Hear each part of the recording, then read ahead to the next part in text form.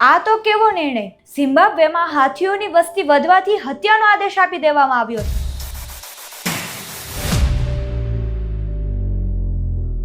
ઝિમ્બાબ્વેના south east ભાગમાં આવેલા સેવ વેલી કન્ઝર્વન્સી નામના ખાનગી જંગલમાં હાથીઓની સંખ્યા ખૂબ જ વધી ગઈ છે.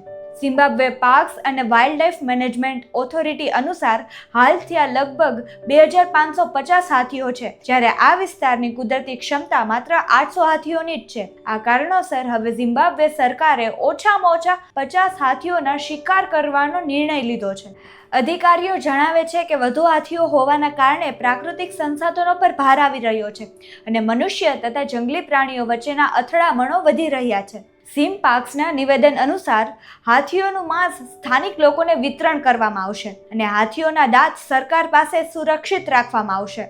હાલમાં ઝિમ્બાબ્વેને વૈશ્વિક નિયમો હેઠળ આઇવરી વેચવાનો હક નથી, એટલે આ દાંતનો વેપાર નહીં થાય. પાછલા 5 વર્ષમાં સરકારે 200 હાથીઓને અન્ય જંગલોમાં ખસેડ્યા છે, પણ હાલની સ્થિતિમાં એ પ્રયત્નો અપૂરતા સાબિત થયા છે. ઝિમ્બાબ્વે વિશ્વમાં હાથીઓની સંખ્યાના મામલે બોટ્સવાના પછી બીજું જ સ્થાન ધરાવે છે, પણ તાજેતરના વર્ષોમાં થયેલા વાતાવરણ પરિવર્તન અને દુકાળની પરિસ્થિતિને કારણે હાથીઓ માનવી વસાહતો તરફ ખોરાક અને પાણીઓ માટે ખેંચાઈ રહ્યા છે. આ પહેલા પણ એકવાર આવી પરિસ્થિતિ ઊભી થઈ હતી.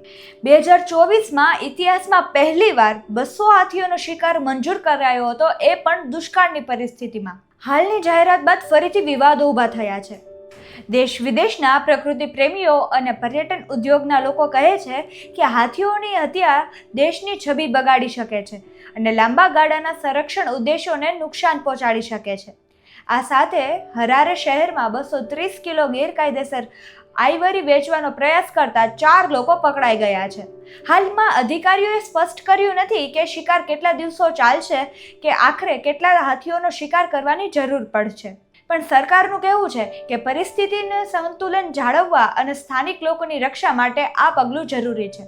શું આ બાબતે ભારત સરકારે કે વનતારાએ હાથીઓને બચાવવામાં ઝંપલાવવાની જરૂર નથી લાગતી? તે કમેન્ટમાં જરૂર જણાવજો અને આવા જ ઇન્ફોર્મેટિવ વિડીયોઝ માટે અમારી સાથે જોડાયેલા રહેજો.